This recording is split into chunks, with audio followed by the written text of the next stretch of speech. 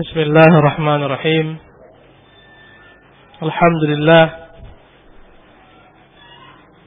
Alhamdulillahi rabbil alamin. Wa sallallahu wa sallam wa baraka ala abdihi wa rasulihi Muhammadin wa ala alihi wa ashabihi ajma'in. Amma ba'du.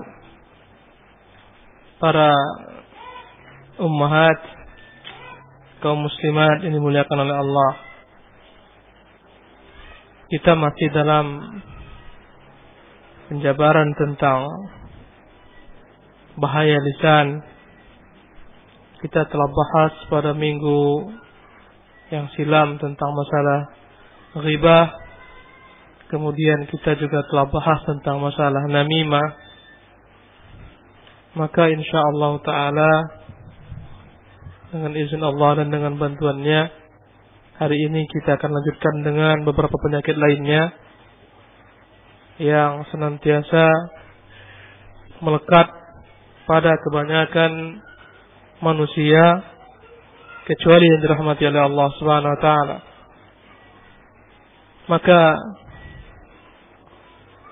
penyakit ini adalah penyakit dusta. Dalam bahasa Arab disebut dengan al-kadhib. Al-kadhibu huwa ma khalafa al-waqi'.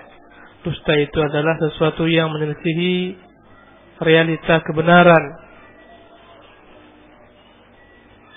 Dan Allah Subhanahu wa taala mencela tentang orang-orang yang berdusta. Bahkan Allah menafikan iman bagi orang-orang yang mendustakan ayat-ayatnya. Allah berfirman dalam surah An-Nahl ayat 105, "Innama yaftaril kadhiba alladziina la yu'minun." Sesungguhnya yang mengada-adakan kedustaan adalah orang-orang yang tidak beriman. Alladziina la yu'minuna bi ayatillah. Orang-orang yang tidak beriman dengan ayat-ayat Allah.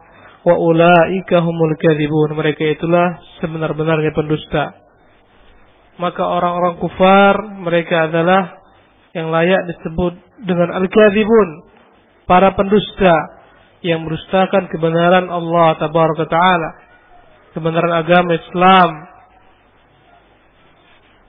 Maka ini merupakan kedustaan yang terbesar, mendustakan ayat-ayat Allah Subhanahu wa taala, mendustakan sunnah Rasulullah sallallahu alaihi wasallam, yang mana hukum ini, mendustakan kedua sumber ini, mendustakan Quran dan mendustakan sunnah, adalah kufrun, kekafiran yang nyata, mukhrijun minal millah, yang mengeluarkan seseorang dari agama. Dan dusta termasuk daripada sifatnya orang-orang munafikin.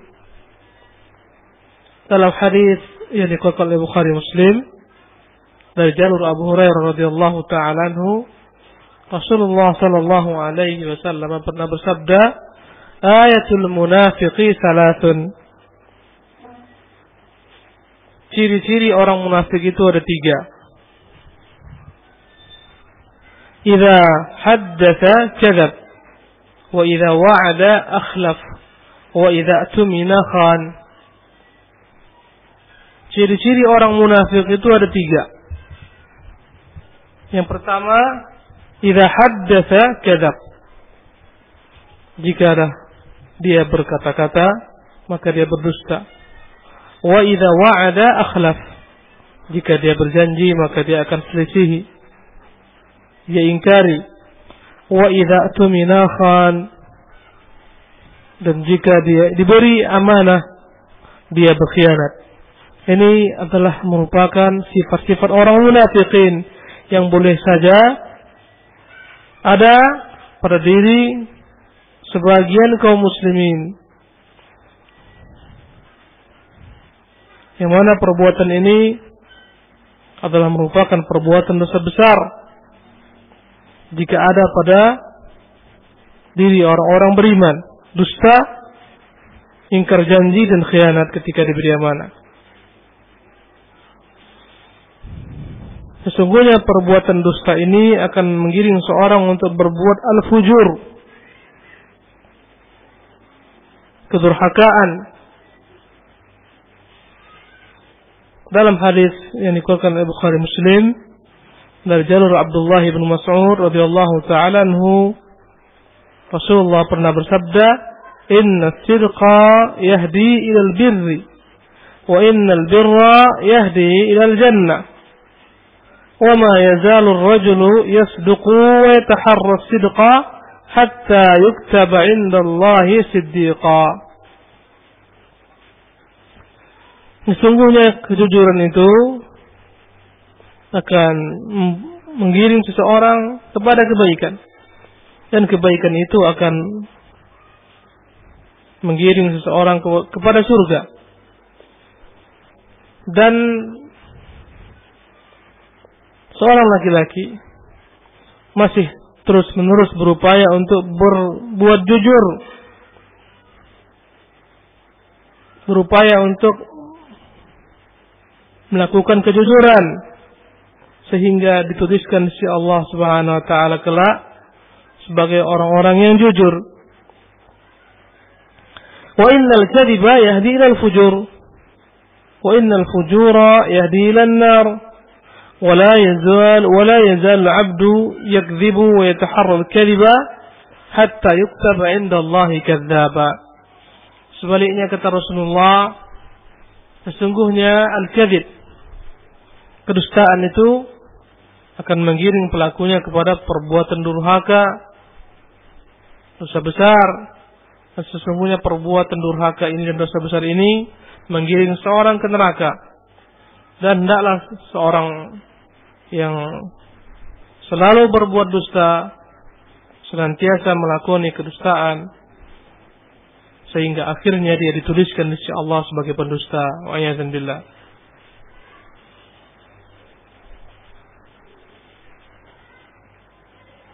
Maka seorang mukmin tidak berdusta.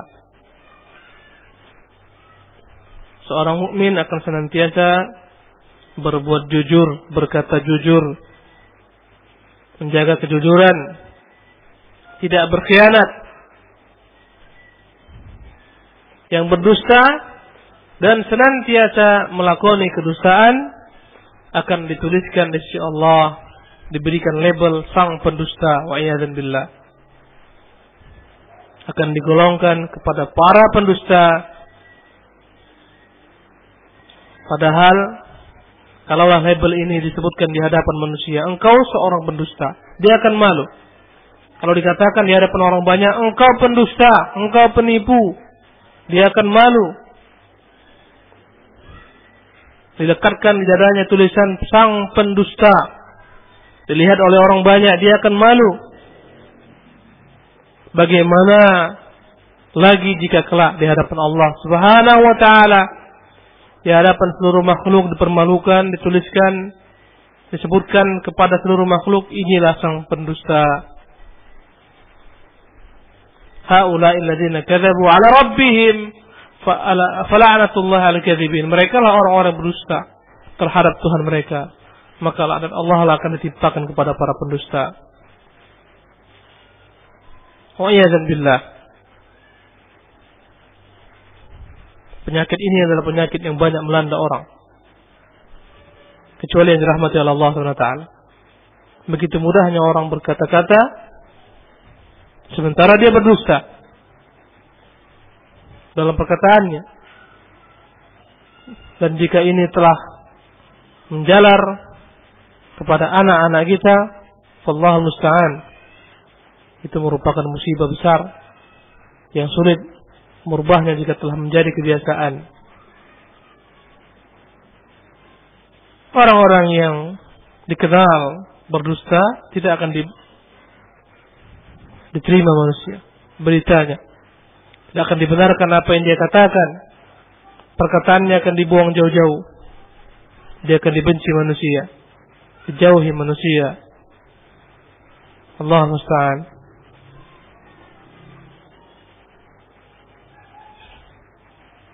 Maka janganlah seorang muslimah berdusta. Jagalah lisan ini agar jangan tergelincir berdusta. Terkadang banyak para istri berdusta kepada suaminya. Beli barang tanpa pengetahuan suaminya yang mahal-mahal. Ketika ditanya dia bilang dikasih si anu, diberi si anu. Padahal dia beli dengan kredit lagi, dengan bunga lagi, berdusta.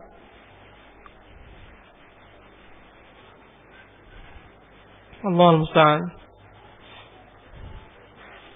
Dan dusta merupakan dosa besar yang diancam oleh Allah Subhanahu wa taala pelakunya.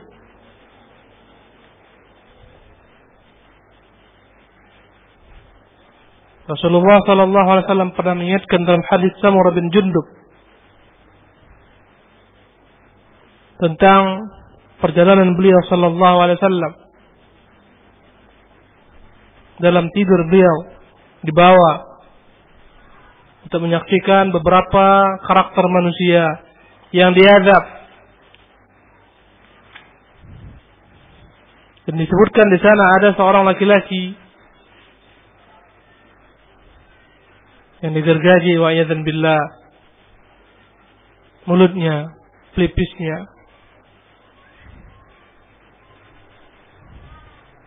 sampai ke atas kepalanya.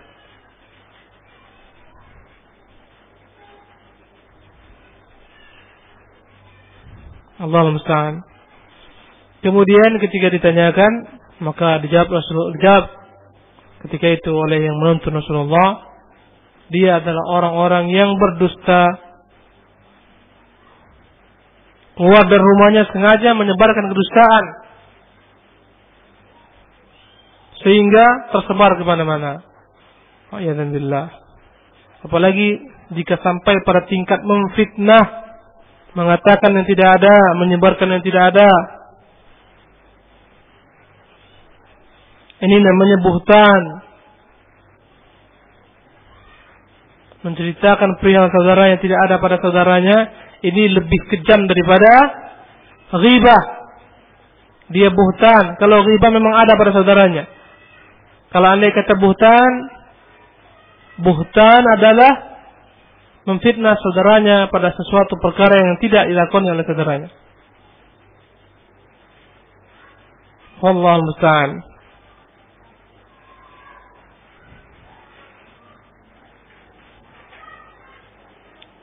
Dan di antara sebab kenapa anak-anak berdusta adalah pengajaran yang diturunkan oleh orang tuanya. Terkadang anak-anak diiming-imingi dengan sesuatu, nanti saya beli ini, tapi nggak dibelikan, maka ini telah dianggap berdusta.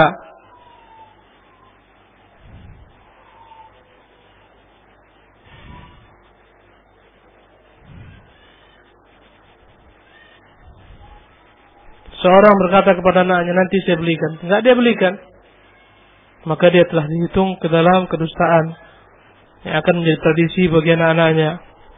Maka ketika orang tua berdusta, anak-anak pun berdusta.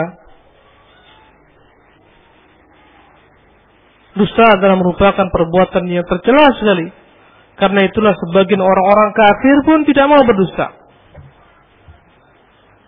Abu Sufyan ibn Harbin ketika dalam keadaan kufur datang ke Raja Heraklius, ditanyakan perihal Nabi sallallahu alaihi wasallam.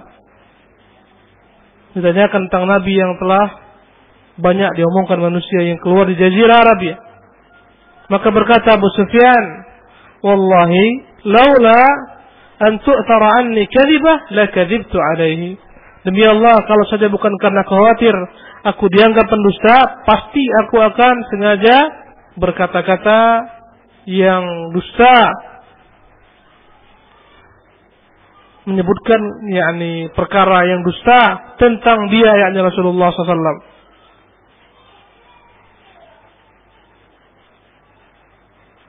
Di antara dusta yang tercela adalah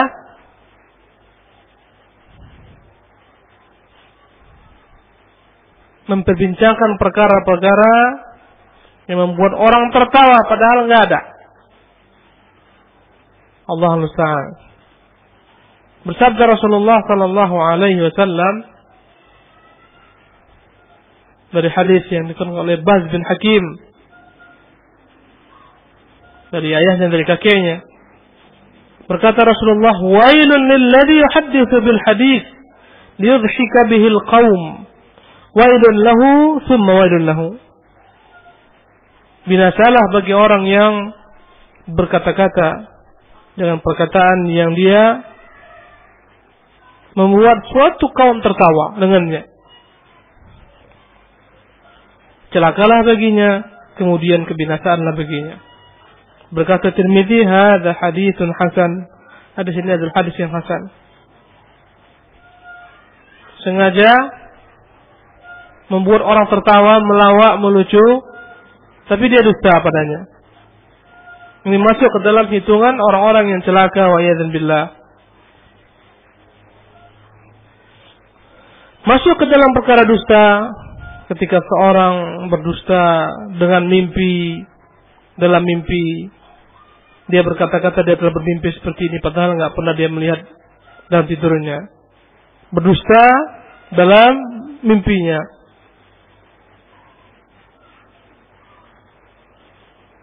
Dia berkata, "Aku telah bermimpi melihat engkau seperti ini," padahal enggak ada. "Aku bermimpi melihat engkau seperti itu," padahal enggak ada. Maka ini tergolong ke dalam dusta.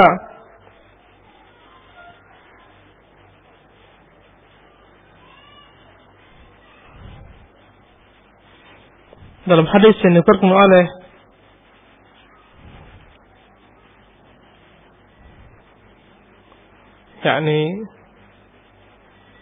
Ibnu Abbas radhiyallahu ta'ala anhu dari Nabi sallallahu alaihi wasallam, "Man tahallama bihulmin lam yarahu kullifa an ya'qida baina sya'irataini wa lam yaf'ala." Barang siapa yang memaksakan diri mengungkapkan mimpi apa yang dia mimpikan padahal tidak benar, tidak pernah dia bermimpi, maka dia akan dipaksa untuk mengikat antara dua syairatain, dua gandum. Nescaya tidak akan pernah mampu dia perbuat. Dan di antara bentuk kedustaan adalah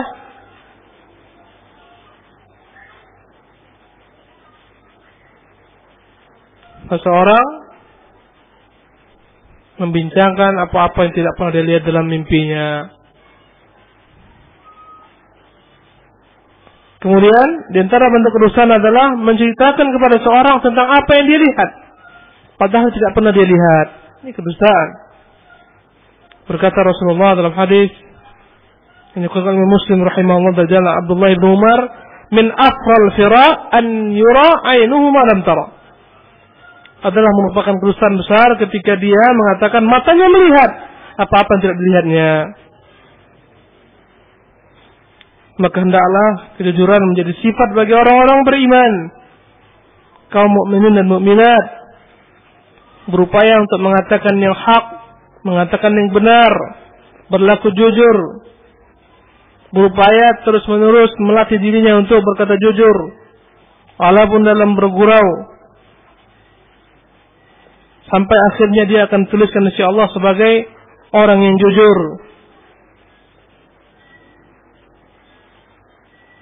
Fala haula wala quwwata illa billah.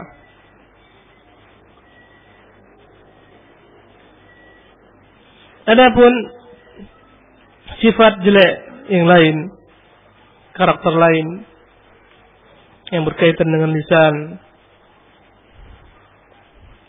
adalah ifsya'us sir, membocorkan rahasia. Kadang orang-orang enggak sanggup untuk menahan rahasia, menyimpan rahasia. Ini merupakan pengkhianatan. Ketika seorang merahasiakan kepada Anda suatu berita, Anda sebarkan kepada orang lain, ini adalah merupakan pengkhianatan yang dianggap kedustaan.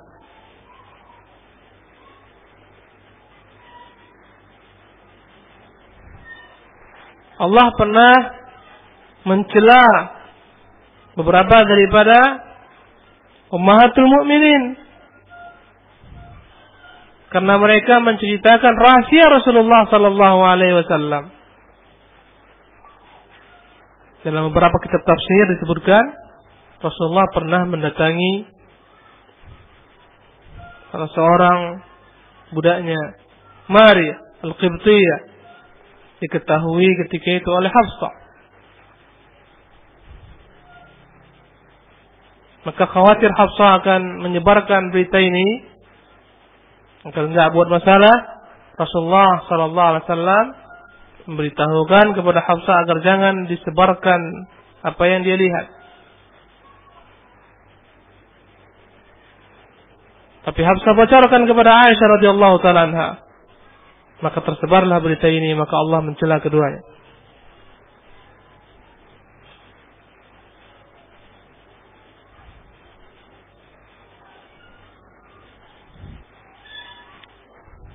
Jadi Rasulullah pernah mendatangi Maria Al-Qibtiyah, mencampurinya di rumah Hafsah ketika Hafsah tidak ada. Kemudian Hafsah tahu.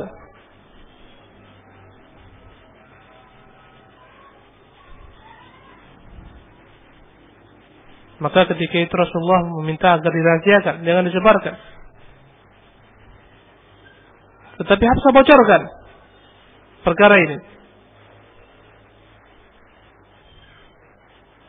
Maka Allah Subhanahu wa taala segera mengingatkan keduanya.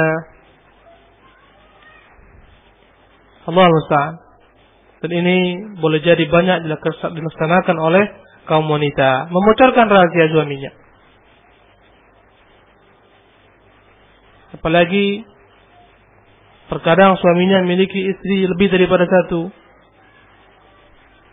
Dia ceritakan kepada istrinya si A rahasianya, si A sebarkan kepada si B, pada istrinya yang lain, dan seterusnya. Bahkan terkadang dia sebarkan rahasia ini kepada orang-orang lain untuk menjelek-jelekan madunya si B.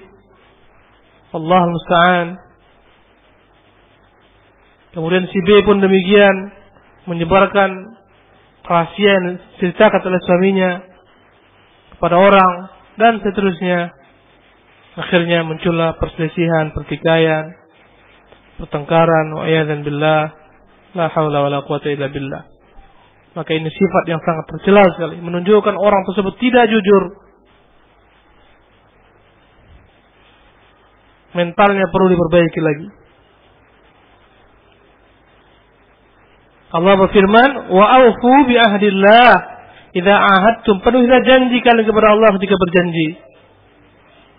Kalau dikatakan rahasia, jangan sebutkan kepada orang, jangan disebutkan.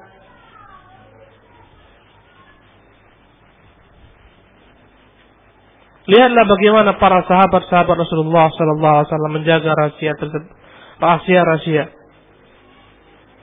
Pernah Rasulullah sallallahu alaihi wasallam membisikkan ke telinga Fatimah sesuatu perkara.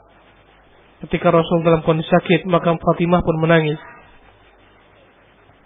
Kemudian Rasulullah panggil sekali lagi, dia bisikkan yang kedua kalinya, maka Fatimah pun tertawa. Berkata Aisyah radhiyallahu taala anha, ketika Rasulullah SAW meninggalkan Fatimah, aku bertanya kepada Fatimah, apa yang Rasulullah bisikkan ke telingamu? Apa jawaban Fatimah? Ma kuntu liufshi sirra Rasulillah. Tidak akan mungkin kubocorkan rahasia Rasulullah sallallahu alaihi wasallam. Dia jaga rahasia bapaknya. Falamma tuwfi Rasulullah, tatkala Rasulullah meninggal, kembali Aisyah datang menagih apa yang dibisikkan Rasulullah ke telinga Fatimah. Berkata Aisyah, azamtu alaiki lamma haddatsani ma qala laka Rasulullah. Aku bersungguh-sungguh, tolong kau ceritakan kepadaku apa sih yang Rasulullah bisikkan ke telingamu.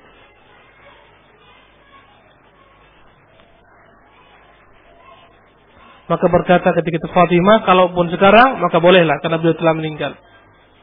Adapun yang pertama dibisikkan kepadaku bahwa Jibril alaihissalam kebiasaannya setiap tahunnya sekali mendengarkan bacaan Quran Rasulullah sallallahu alaihi wasallam.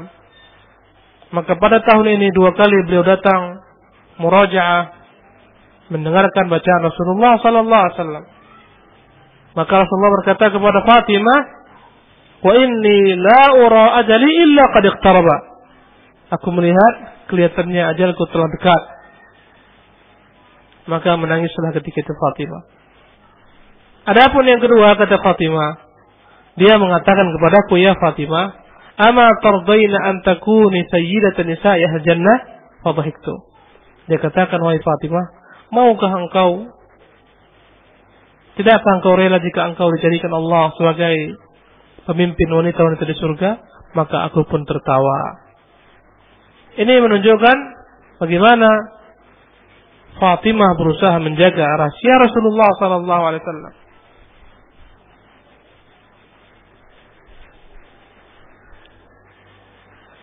Imam Bukhari meriwayatkan tentang Abdullah bin Umar bahwasanya dia menceritakan dari bapaknya Umar ketika Hafsah menjanda, berkata Umar, "Aku mendatangi Utsman bin Affan, fa'aradtu alaihi Hafsah.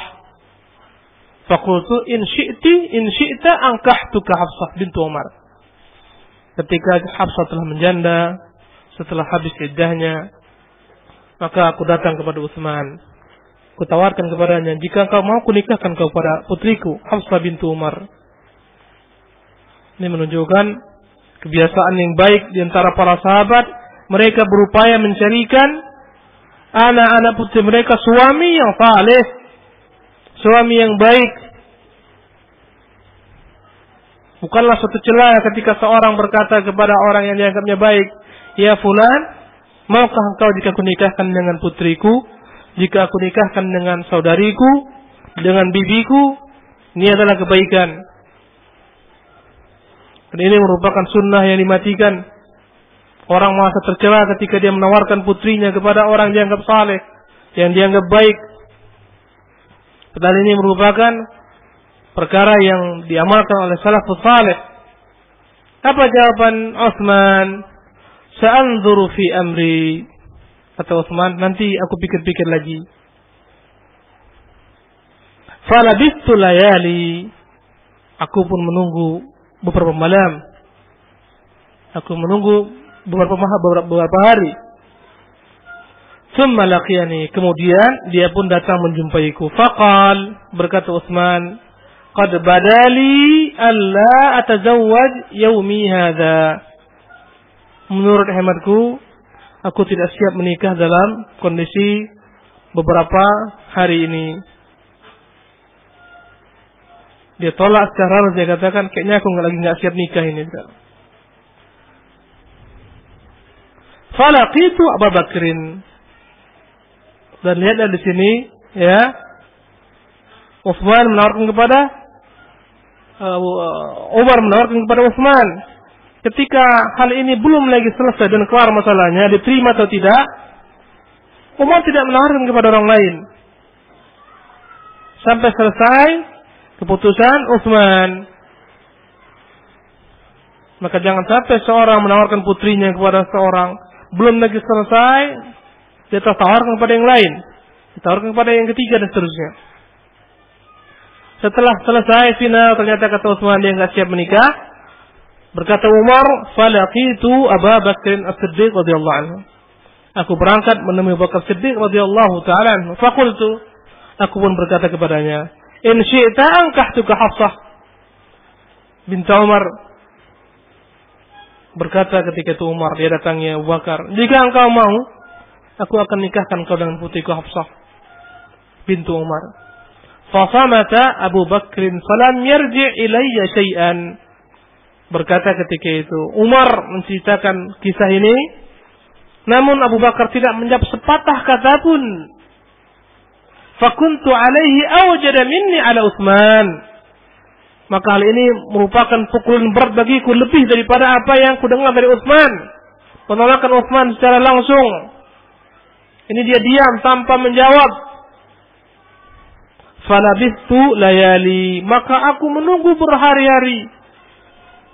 Subhanallah. Lihatlah Umar, dia pilih orang-orang terbaik. Dia datang kepada Utsman, dia datang kepada Abu Bakar. Tidak kepada sembarang orang dia jajakan putrinya. Allah musta'an. Sekarang ini orang tua menyerahkan urus pernikahan putrinya kepada laki-laki mana yang dia cintai, laki-laki mana yang dia senangi, yang bergaul dengannya, pacarnya, wa'iyadzan billah. Setelah terjadi pernikahan, muncul berbagai macam bentuk gejolak, nampak kemunafikan, nampak kefasikan, menyesal. Kita lanjutkan kisah ini. ثم خطبها النبي صلى الله عليه وسلم فأنكحتها إياه. Tak berapa hari setelah itu, maka Rasulullah pun meminangnya, maka segera kunikahkan dia kepada Rasulullah sallallahu alaihi wasallam. Falaqiyani Abu Bakrin faqal, maka setelah Rasulullah menikahinya, datanglah kepada Abu Bakar memberikan uzurnya kenapa dia diam. Berkata Abu Bakar kepada Umar radhiyallahu ta'ala anhu, "La'allaka wajadta 'alayya hina 'aradta 'alayya Hafsah falam arji ilayka bi syai'an faqultu na'am." Boleh jadi engkau merasa sakit hati ketika aku tidak menjawab apapun tentang tawaranmu tentang Hafsah untuk kunikahi. Berkata Umar, ya. Subhanallah. Ini menunjukkan para sahabat orang-orang yang jujur. Mereka tidak munafik, mengatakan yang benar dengan apa adanya. Kata Umar, ya, aku sakit hati kepadamu. Bukan kebiasaan sebagian orang, ya, menampilkan dengan lisannya kata-kata yang manis, tapi hatinya sebenarnya tidak sepaham. Umar jujur mengatakan, ya, aku sakit hati dengan apa yang kau dengan yakni diamnya dirimu, tidak memberikan apapun jawaban terhadap tawaranku. Maka berkata Abu Bakar, فَإِنَّهُ لَمْ يَمْنَعْنِي أَنْ أَرْجِعَ إِلَيْكَ فِيمَا عَرَضْتَ عَلَيَّ إِلَّا أَنِّي كُنْتُ عَلِمْتُ أَنَّ النَّبِيَّ صلى الله عليه وسلم ذكرها فلم أكن لأفشي سر رسول الله صلى الله عليه وسلم ولو تركها النبي صلى الله عليه وسلم لقبلتها. Berkata Abu Bakar radhiyallahu ta'ala anhu menyebutkan uzurnya, sesungguhnya tidak ada yang menghalangi aku untuk menjawab tawaranmu, memenuhi tawaranmu untuk menikahi putrimu, kecuali aku pernah mengetahui bahwasanya Nabi sallallahu alaihi wasallam pernah menyebut-nyebut tentang putrimu. Maka aku tidak akan mungkin menyebarkan rahasia Rasulullah sallallahu alaihi wasallam. Kata Abu Bakar, aku pernah mendengarkan Rasulullah menyebutkan tentang putrimu. Maksudnya Rasulullah ada hati untuk menikahi putrinya. Karena ini belum terjadi, maka Abu Bakar diam. Ini merupakan pelajaran, ya, jika seorang ingin menikahi seorang perempuan, sebelum benar-benar dia akan nikahi, jangan sebarkan kemana-mana pun. Dia rahasiakan. Dia khawatirkan tersebar kemana-mana, padahal dia tidak jadi menikahinya. Akhirnya muncullah fitnah. Buat dia suatu rahasia. Maka kata Abu Bakar radhiyallahu ta'ala anhu, tidak akan mungkin aku menyebarkan rahasia Rasulullah sallallahu alaihi wasallam. Kalau saja dia tidak menikahinya, pasti aku akan menikahinya. Allahu Akbar. Beginilah kehidupan salafus saleh. Kehidupan para sahabat Rasulullah sallallahu alaihi wasallam. Menerapkan agama Islam. Allah musta'an. Dengan generasi kita ini. Ketika orang akan menikahkan putrinya, dilihat mana orang kaya. Dia akan lihat apa kerjanya, bagaimana ekonominya, ada nggak mobilnya, berapa rumahnya. Itu yang menjadikan standar pertama yang dia lihat, bukan agamanya. La haula wala quwwata illa billah. Padahal laki saleh kalau andai kata dia menikah dengan seorang perempuan, jika dia tidak senang, tidak sepaham, tidak sejalan, dia akan ceraikan dengan cara yang baik, tidak disakiti. Jika dia sepaham dengannya, ridho dengannya, dia akan pegang dengan cara yang baik-baik. Adapun wajh syahid dalam kisah yang panjang ini adalah bagaimana para salafus salih menjaga rahasia untuk tidak disebarkan.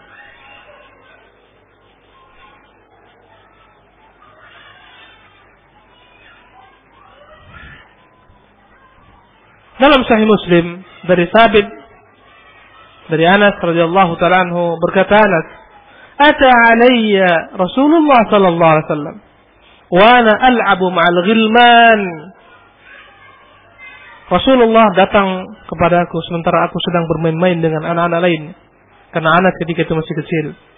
Karena Rasulullah tidak mengingkari Anas bermain-main dengan anak kecil, karena ini fitrahnya anak-anak. Pelajaran kepada orang tua, jangan terlampau mengekang anak-anak. Biarkan mereka bergaul, bermain dengan tetangganya, dengan teman-teman sebayanya. Sebagian orang tua nggak ingin anaknya bermain dengan tetangganya, dikurung di rumah, nggak tahu bersosialisasi. Akhirnya dia pun tumbuh, ya, dengan didikan yang mengukung pribadiannya, menjadi pribadi yang tertutup, yang ego dan seterusnya. Biarkan bermain dengan kawan-kawannya. Berkata Anas, datang kepadaku Rasulullah ketika aku bermain dengan anak-anak. Fi hajatin. Dia katakan kepadaku, tolong kau penuhi hajatku. Rasulullah perintahkan Anas untuk melakukan sesuatu apa-apa yang dia perintahkan. Membeli sesuatu atau membawa sesuatu. Fa'abta'tu ala ummi. Berkata Anas, akhirnya aku pun datang, pulang terlambat kepada ibuku. Falamma ji'tu qalat. Terkala sampai di rumah ibuku, ia bertanya, "Ma habasuka?" Apa yang membuat engkau terlambat seperti ini? Faqultu, "Ba'athani Rasulullah sallallahu alaihi wasallam li hajatin." Berkata Anas, aku menjawab kepada ibuku, sesungguhnya aku telah diutus Rasulullah sallallahu alaihi wasallam membeli atau menjalankan, ya, memenuhi sebagian daripada hajatnya. Qalat, "Wa ma hajatuh?" Maka ibuku bertanya, "Apa rupanya Rasulullah perintahkan kepadamu? Apa hajat Rasulullah?" Qalat, "Qultu innaha sirrun." Kukatakan kepada ibuku, sesungguhnya ini adalah rahasia. Jadi enggak diberitahukan apa hajat Rasulullah. Kata Anas, ini adalah rahasia. Rasulullah merahasiakannya. Rasulullah melarang untuk menyebarkannya. Qalat, maka berkata ibuku Ummu Sulaim, "La tukhbiranna bi sirri Rasulillah sallallahu alaihi wasallam ahadan." Jangan pernah kau sebarkan rahasia ini kepada orang manapun juga. Sampai kepada ibunya pun tidak diceritakan. Ini menunjukkan bagaimana dia menjaga rahasia. Kata Rasulullah, ini rahasia, jangan kau sebarkan. Sama ibunya pun enggak diberitahukan. Kalau kita rahasia, ya, dibisikkan ke telinga kita suatu perkara, dipesankan ini rahasia, jangan sebarkan. Datang, ceritakan kepada suami, "Bang, ini rahasia, Bang. Jangan sebarkan." Ya, suaminya akan pergi kepada kawannya, "Rahasia lu, jangan sebarkan." Dan akhirnya semuanya tahu. Hilanglah rahasia. Inilah kebanyakan bangsa kita tidak dapat menjaga rahasia, kecuali Allah rahmati.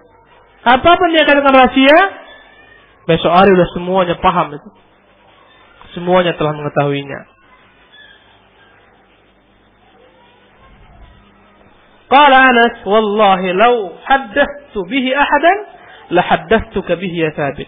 Berkata Anas kepada Thabit, "Kalaulah aku boleh menyebarkan rahasia ini, pasti aku beritahukan kepada engkau, wahai Thabit." Allahu Akbar. Begitulah mereka menjaga rahasia. Apalagi menyebarkan rahasia suaminya atau istrinya, rahasia ranjangnya. Wallahi ini merupakan musibah besar. Banyak ibu-ibu kalau kumpul tanpa terasa dia menceritakan, "Suamiku seperti ini, suamiku seperti ini keadaan." Sampai tentang ranjangnya pun dia singkapkan kepada manusia. Maka Rasulullah bersabda dalam hadis ini Qasma Muslim dari Abu Hurairah radhiyallahu taala anhu, "Inna min syarrin nasi manzilatan yaumil qiyamah ar-rajulu yufdi ila al-mar'ati wa tufdi ilaihi thumma yunshiru sirraha. Sesungguhnya bagian daripada manusia yang paling celaka kedudukannya di hari kiamat adalah seorang laki-laki yang mendatangi istrinya, yang mencumbu istrinya dan istrinya pun mencumbunya, kemudian dia sebarkan di antara manusia. Allahul musta'an.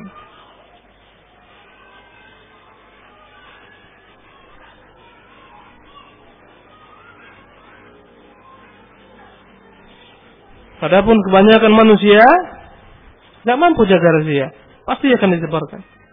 Kesalahan yang fatal, kesalahan yang besar. Fala haula wala quwwata illa billah.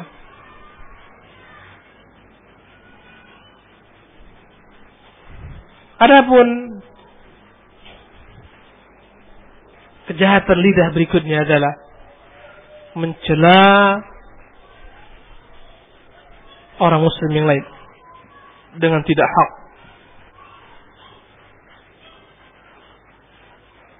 Rasulullah sallallahu alaihi wasallam bersabda, "Sibabul muslimi fusuqun wa qitaluhu kufrun."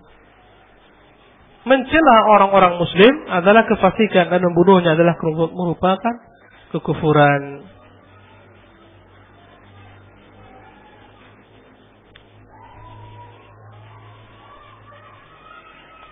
Banyak sekali orang-orang yang mampu menjaga lisannya.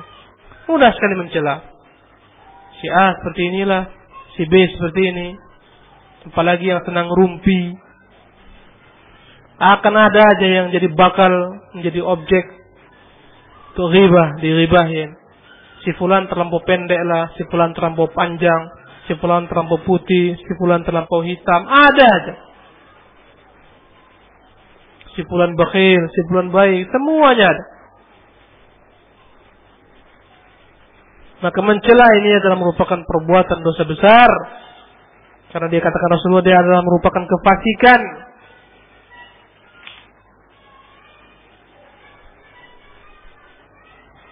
Dilarang seorang mencela saudaranya.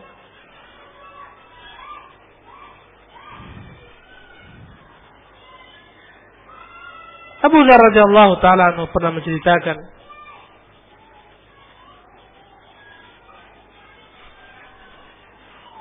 pernah terjadi antara diriku dengan seseorang yang berkulit hitam, pertengkaran.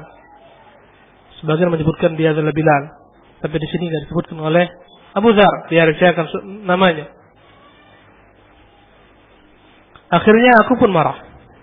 Kucela dia, kukatakan kepadanya, wahai anak perempuan hitam. Maka dia pun maksud tidak terima dengan perbuatan Abu Dzar. Dia melaporkan kepada Nabi sallallahu alaihi wasallam. Maka Rasulullah manggilnya. Rasulullah bertanya kepada Abu Dzar, "Asababta fulanan? Benarkah engkau mencela si fulan?" Kukatakan, "Ya, ya Rasulullah." "Afalilta min ummih? Apakah engkau juga mencela ibunya?" Qultu na'am. Kukatakan, "Ya." Berkata Rasulullah kepadaku, "Innaka mru'un fika jahiliyah." Benar, engkau seorang laki-laki yang dalam dirimu masih ada benih-benih jahiliyah.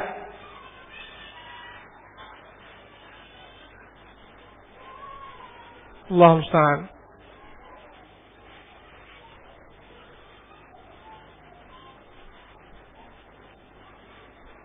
Sebagian riwayat menyebutkan bahwasanya dicela ini adalah budaknya sendiri. Budaknya sendiri, budak hitam yang dicela. Budaknya melapor, maka Rasulullah melarangnya, mengatakan dalam dirimu ada benih-benih jahiliyah. Apalagi mencela karena kesukuan dan seterusnya, karena keturunan. Kata Rasulullah, "Huwa ikhwanukum, ja'alahumullahu tahta aydikum." Dia adalah merupakan saudara-saudaramu juga. Ya Allah, jadikan mereka di bawah kekuasaanmu. "Faman ja'alallahu akhahu tahta yadihi falyut'imhu." Barang siapa ya Allah jadikan saudaranya di bawah kekuasaannya, adalah diberi makan dia. Budaknya diberi makan jika engkau makan, diberi dia pakaian jika engkau berpakaian. Jangan dibebankan kepadanya amalan, perbuatan, pekerjaan yang enggak mampu dia pikul. Andai kata aku pikulkan dia kepadanya pekerjaan yang berat, kau bantulah dia mengerjakannya. Ini kata Rasulullah sallallahu alaihi wasallam.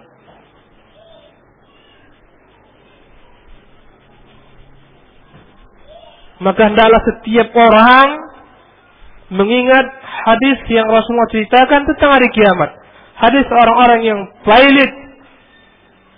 Muslim mengeluarkan dari Abu Hurairah radhiyallahu taala anhu bahwasanya Rasulullah bersabda, "Atadruna manil muflis?" Tahukah kalian siapa orang yang jatuh pailit itu? Qalu al-muflisu fina man la dirham lahu wa la mata'. Orang yang pailit itu ya Rasulullah, menurut kami adalah orang yang enggak punya harta, enggak punya uang. Qala, Rasulullah menjawab, innal muflisa man ya'ti bi salatin wa zakatin wa siyamin. Orang bangkrut itu, yang jatuh pailit itu adalah orang yang datang di hari kiamat membawa pahala salat dan zakat dan puasa. Wa ya'ti wa qad syatama hadza wa qadhafa hadza wa akala mala hadza wa safaka dama hadza wa daraba hadza. Orang bokeh itu, orang yang bangkrut itu adalah orang yang datang hari kiamat membawa amalan seperti salat, zakat, puasa, tapi dia telah mencela si fulan, menuduh si alan, memakan harta si fulan, menumpahkan darah si alan, memukul si fulan. Fayu'ta hadza min hasanatihi wa hadza min hasanatihi. Maka akhirnya orang-orang yang dizalimi ini diberikan kepada mereka semua kebaikan-kebaikannya berupa salat, zakat, puasa. Fa in faniyat hasanatuhu qabla an yuqda ma 'alayhi ukhidha min khataayahum faturihat 'alayhi thumma turiha fin nar. Kalaulah masih banyak orang yang dia zalimi dan telah habis semua kebaikannya dibagi-bagikan kepada mereka, maka diambillah kejelekan orang-orang yang dia zalimi, ditumpahkan ke atas pundaknya dan dengannya dia dicampakkan ke neraka wa iyadzan billah. Ini orang yang bokeh. Berhati-hatilah kita. Jaga lisan.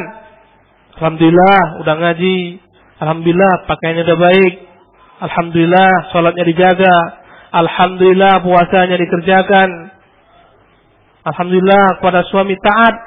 Tapi Masya Allah wa iyadzan billah, wallahul musta'an, yang satu ini gak mampu dia lakukan, gak mampu dia jaga lisannya, selalu mencela, mengupat, merendahkan orang lain, menghibah, memfitnah, mengadu domba. Orang-orang ini janganlah merasa takjub dengan amalannya semua. Nggak ada gunanya amalannya semua.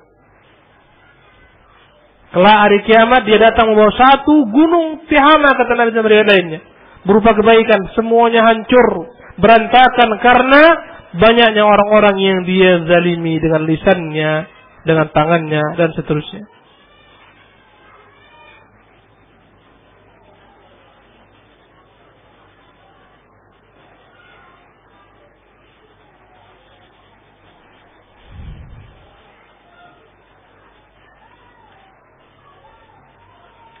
Ibu-ibu yang dimuliakan oleh Allah Subhanahu wa taala, inilah sekian daripada aib-aib lisan yang kita bahas pada minggu yang ketiga ini. Semoga apa-apa yang kita ajarkan ini kita amalkan bersama. Semoga Allah Subhanahu wa taala menjaga lidah kita ini dan tidak menjadikannya sebagai sebab kita digelincirkan ke neraka jahanam. Wa iyadzan billah. Aqulu ma tasma'un wa sallallahu wa sallam ala nabiyyina Muhammadin wa akhir da'wana alhamdulillahi rabbil alamin. Wassalamu alaikum warahmatullahi wabarakatuh. Jika ada pertanyaan silakan.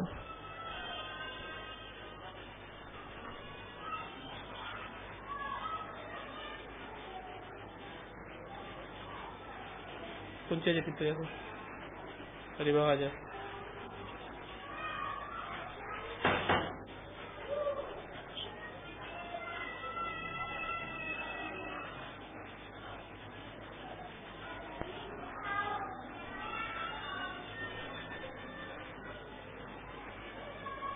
Ustaz, saya memiliki 3 kakak perempuan yang belum menikah.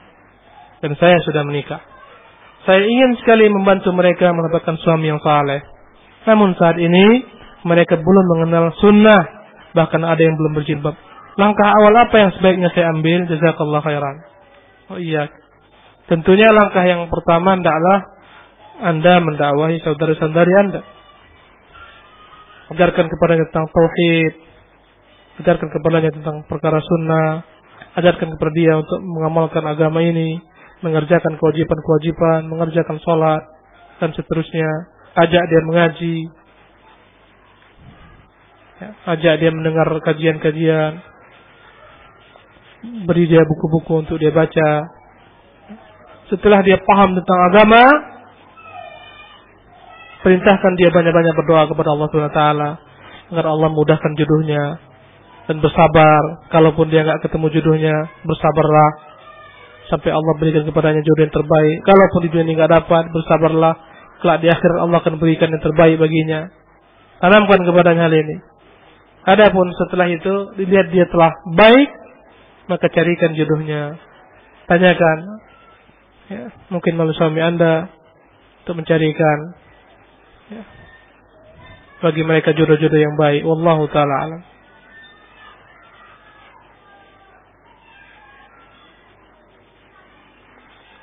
Ustaz, kakak ipar anak, ini pertanyaan kedua, mempunyai rahasia yang dia ceritakan kepada anak, yang selama ini hanya ia dan orang tuanya yang tahu.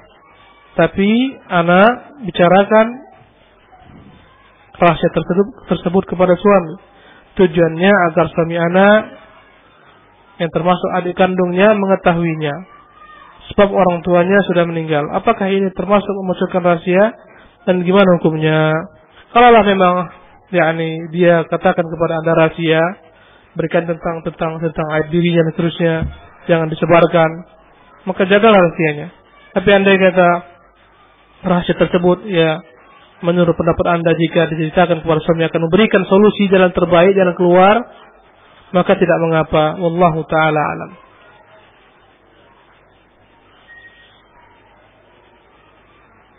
Afwan Ustaz, kami soal ketiga, kami hendak menjual rumah yang dia statusnya adalah kredit dan setengah jalan. Karena terjerat-jerat riba, kini kami telah tahu hukumnya. Banyak yang berminat membeli, tapi semuanya orang Muslim. Apa yang sebaiknya kami putuskan? Mohon petunjuknya. Syukran. Wallahu ta'ala alam. Tidak mengapa Anda jual rumah tersebut, ya, kepada seorang yang belinya, baik dia Muslim ataupun kafir, selama orang kafir tersebut tidak digunakan rumah itu untuk tujuan-tujuan ibadah mereka maupun kemaksiatan. Tidak mengapa. Anda tentu terangkan bahwasanya Anda memiliki hutang sekian yang masih ada menumpuk di bank. Silakan Anda jual. Ini adalah namanya memindahkan hutang, yang dalam bahasa Arabnya adalah hiwalah. Jika dia mau ambil uangnya, kemudian dia yang melunasi selanjutnya ke bank. Tentunya hendaklah Anda tanamkan kepada mereka agar berupaya melunasi ke bank langsung, agar mereka tidak terjerat dengan riba dan seterusnya. Kalaupun mereka tetap ngotot membeli dan mereka melunaskan bayarannya ke bank, maka tidak mengapa, ya. Adapun segala macam bentuk perbuatan-perbuatan yang berkaitan dengan bank, ada di sana riba, maka ketika itu adalah dosa ditanggung oleh pembeli. Wallahu ta'ala alam.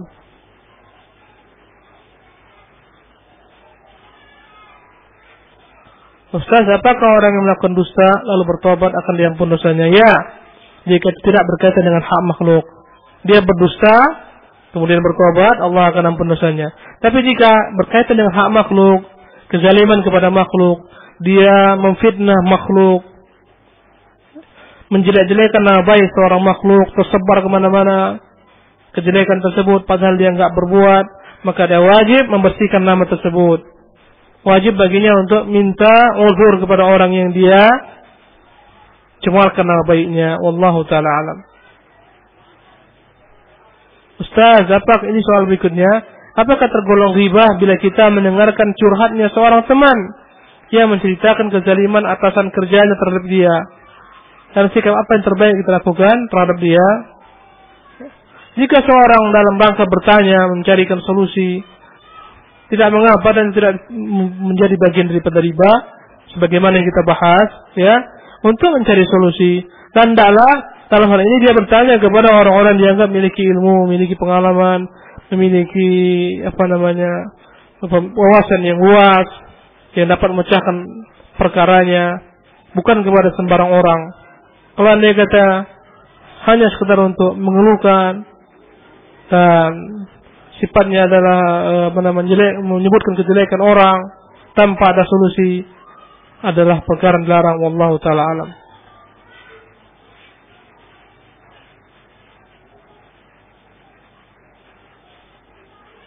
Ustaz, bagaimana ini soal berikutnya dengan perbuatan kita yang telah lalu, di mana dahulu pernah berbuat kasar kepada seorang, setelah itu kita salah dan ingin meminta maaf kepadanya, tapi orangnya jauh dan tidak tahu di mana apa yang kita perbuat, maka banyak-banyaklah minta kepada Allah SWT agar Allah mengampuni orang tersebut, memberikan kepadanya petunjuk, memudahkan jalan hidupnya. Ya, ketika dia nggak tahu lagi di mana, banyak-banyak minta kepada Allah agar Allah mengampuninya, mengampuni orang tersebut. Jika namanya dijelek-jelekan, hendaklah dia bersihkan, dia jaga, dia bela. Itulah cara taubatnya. Wallahu taala alam.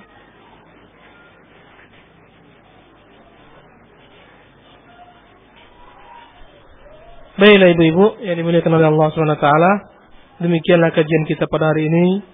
Semoga bermanfaat. Aqulu qouli hadza wa sallallahu wa sallam ala nabiyina Muhammadin wa akhir da'wana alhamdulillahi rabbil alamin. Wassalamu alaikum warahmatullahi wabarakatuh.